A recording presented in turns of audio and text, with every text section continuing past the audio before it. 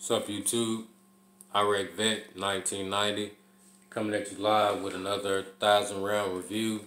Today I have the Smith & Wesson M&P 15 Sport 2 optics ready model. They came with the Crimson Trace green and red dot scope. I believe there's a 4 MOA, 4 minutes of angle adjustment scope when I looked it up. It came with the plastic hand guards. I installed the quad rail on it. This a Firefield quad rail, is only like 45-50 bucks. It drops straight in with the from the stock plastic handguard that it came with. It just has four screws that you need an Allen key to tighten down. I used the Allen key that was provided with the Crimson Trace scope.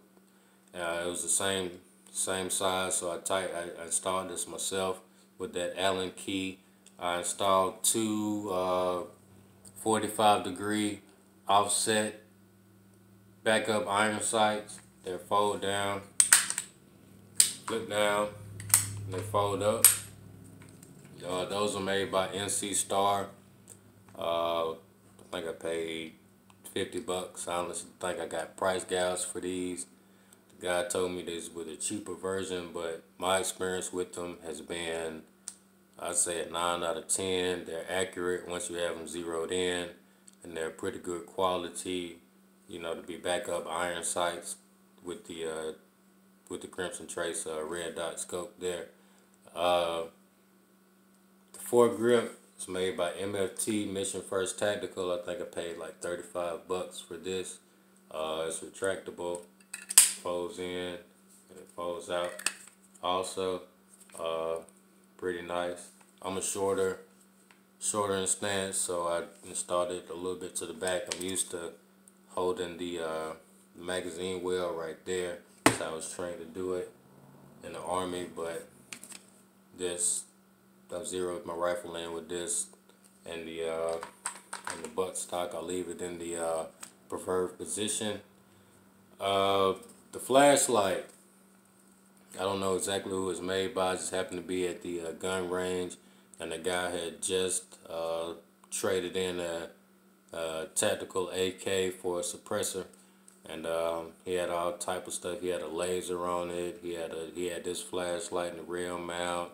He had a pressure switch for the laser, and I got to talking to the guy at the range, and I was like, will you part out the flashlight and the rail mount? And he was like, yeah, man, give me 65 bucks.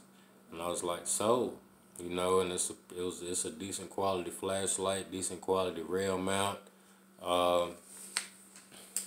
In the dark, man, it's blinding.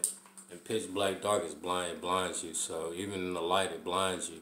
So it's a pretty good flashlight. My backyard is about 25 yards out, and it illuminates all the way to the end of my backyard and more. So, it might not be the highest quality grade weapons light, but it serves its purpose for me. So 1,000 rounds later, with the PMag, if you're a first-time AR user, buyer, if it comes with the PMag, I'm used to using the metal magazines in the Army. So when you see them in, they kind of see them a little bit better than the plastic magazines. My suggestion to you is just when you seat the magazine in, just slam it in. It's a rifle. You don't have to be cautious or petite with it.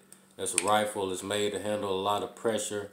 And just slap it in. Make sure it's seated in properly. Preferably, you want to lock the bolt to the rear. How you do that, if you're a first-time AR user, you want to pull the charging handle all the way back. You have a lever right here. You want to push the bottom of the lever, hold it down, and it automatically locks the bolt to the rear. Push the charging handle forward, it locks the charging handle locks itself in place, and the bolt is locked back to the rear. You want to slap your magazine in right there, leave it in that position. Close your dust cover whenever you're ready to chamber a round. You want to push this top lever right here, It's a two-way lever. You want to push the top part of the lever, and it locks the bolt forward, chambering around. So that's the preferred way to use the plastic magazine. You can use the charging handle. Just make sure you slam it. Just let it go. Pull all the way back and let it go. You know, if you do it like that, it results in the bolt carrier not locking all the way forward, and you result in a misfire, and it won't load the round, it won't fire off the round, and you have all type of issues after that. So just a heads up on the plastic magazine with some issues I encountered during the first 500 round period of firing this rifle.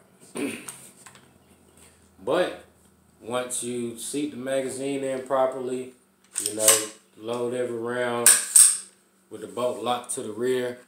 After the 500 round period, I haven't had any problems with that out of the PMag. I'm just used to the metal magazines with the Colts and Remingtons that I fired in the Army. Second issue I had with this rifle was, I'm also going to chalk this up to user error, is the around the 500, 600 round mark, the scope fell off.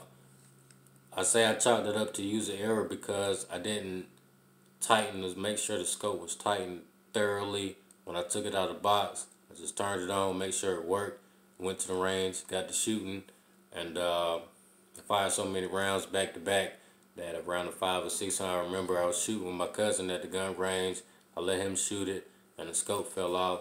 So kind of embarrassing, but like I said, I didn't make sure that the scope was tightened properly before I went to the range, so I'm just giving you guys a heads up. Make sure the scope is tightened down properly. They provide you with an Allen key if you have this particular model. If you don't, if you purchase a scope yourself and you put it on yourself, just make sure it's tightened down.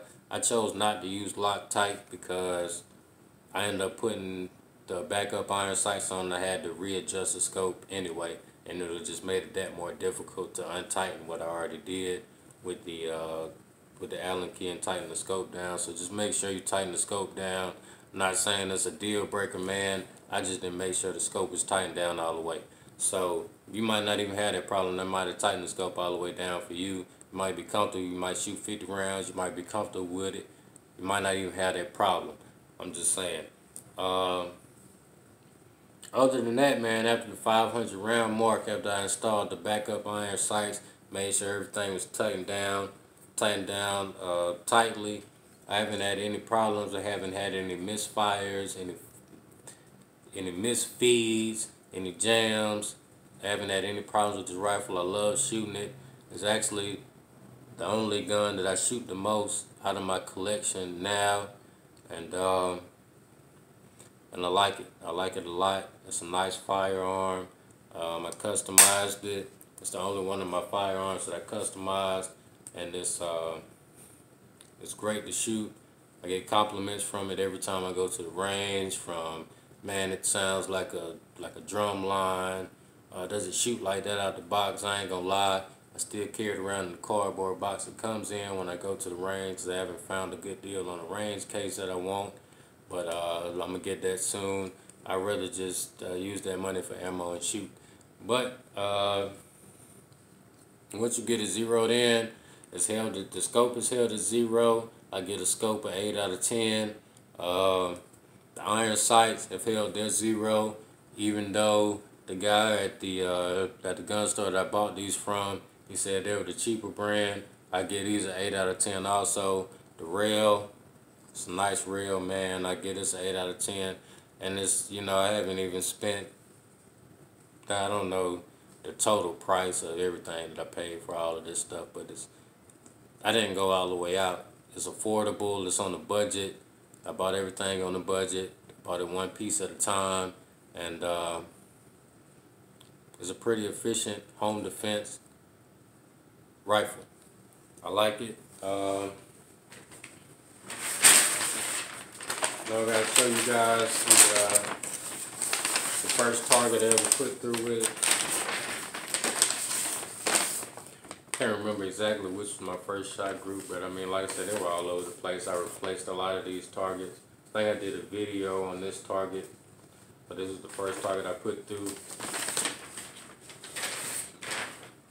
And this is the target. I went to the range. This is a 1,000-round target. All of these from the top three were from the 20-yard line. This was from standing. I threw a couple shots off. This was from the standing. This is from the kneeling. This is from the kneeling. Kneeling unsupported. This was another from the red dot. Red dot kneeling unsupported. Red dot standing unsupported. 30 rounds, 30 rounds. See, I have a tighter shot group with the kneeling. This is 10 rounds from the standing. These down here, I did these in self-defense, in a self-defense situation. This is from, this is about 15 or so rounds from a self-defense situation. These are from the iron sights, and then I did a final 10 rounds from the kneeling right there. So pretty nice shot group. I'm confident with it. I did a lot of videos, a couple videos with me shooting this. But overall, after 1,000 rounds, I would recommend this rifle for a first-time AR user. If you don't want the scope, then they make this model with it comes with the iron sights. All you have to do is zero in the iron sights, and it'll be. I just want a red dot scope, but once you zero in the iron sights, train with the iron sights in the military is what we used in basic training. So I'm more used to the iron sights than a red dot scope. So, I would suggest iron sights if you're a first-time AR user. I just personally, I wanted a red dot scope. The results are about the same. But I mean, the red dot is basically wherever you put it is wherever you hit. If you have a good stance and a good proper grip. I like this rifle. I like shooting this rifle more than handguns because I'm not gonna lie, it's kind of hard with handguns to become proficient and accurate. You have to practice, and of course it takes a lot to buy all that ammo to practice. So if you're looking for something simple for home defense, I would recommend AR-15 style platform rifle or a shotgun. If you don't have a lot of money to spend on ammo to go to the range and practice all the time, rifles and shotguns, you basically just have to point it. If you just using it for home defense, point it in that direction, and it'll back somebody up off of it. I'm not saying you're gonna hit them, but I'm saying that you'll be more accurate with that than you would with the handgun if you're a first-time handgun user who does not have the time to go to the range and become proficient with handguns. But if you have this rifle, it's easily customizable. It's a nice rifle. I like it. I would recommend it. This happens to be the optics ready model. Comes with the crimson trace, green and red dot scope. I installed a 45-degree iron sights, offset, flashlight, quad rail, foregrip, and that's probably all I'm gonna do. I'm not really gonna get into changing the upper and the lower and the bolt carrier because it performs nicely. It performs great. It does what I needed to do. I'm confident in it in a self-defense situation, for a home defense situation. That's what I would use it for. So hope you guys enjoyed this video. Another 1,000-round review. It's like 1,020 rounds, but I gave you the good, the bad, and the ugly, my honest opinion. I always give you guys good opinions, so I hope you enjoyed this video. Hope you liked it. If you have this rifle, I hope you have as much fun shooting as I do. This is really the only thing I go to the range with now. I like shooting, man. I like shooting it. The backup sights are proficient. The red dot is proficient. Once you get everything zeroed in to where you want it, Once you get the butt stock adjusted the way you want it to where it fits you. I like it. The backup iron sights. Let me see if I have enough battery light to show you guys. Red dot and the backup iron sight view.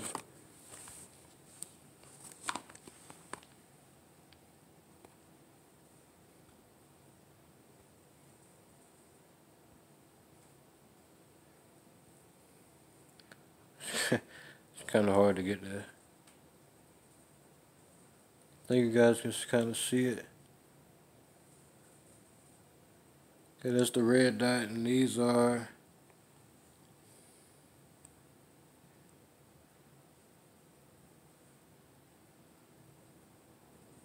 the iron sight. You probably can't see it, man. My battery about to go dead, and I'm really trying to finish this video.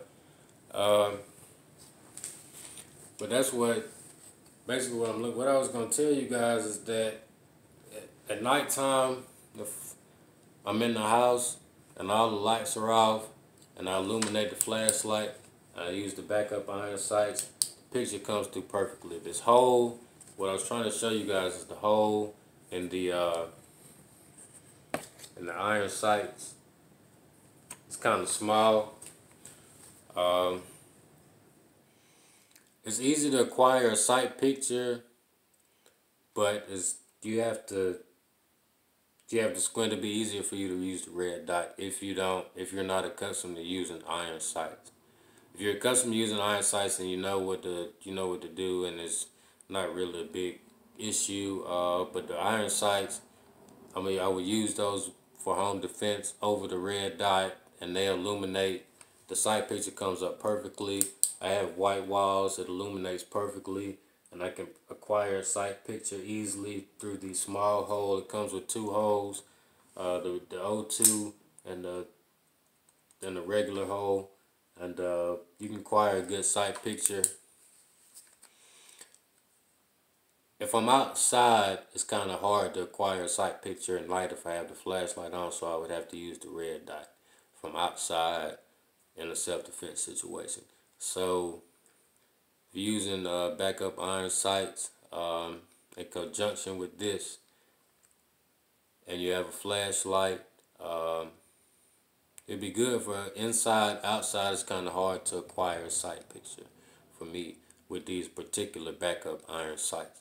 But they, like I said, they're 8 out of 10. I can acquire a sight picture because I've trained with iron sights. That's all I'm used to. So it's good for me. But for anybody else, I would say practice a little bit with the iron sights so you can become proficient at it. This might not be the best video you've seen with the AR-15, but I just want to give you my 1,000-round review on this. And the barrel gets hot, man. The barrel gets hot after about 50, 75 rounds. You can't even touch it. But I got a vertical grip, so it's cool. I imagine that the plastic handguards it comes with, it does not have a heat shield.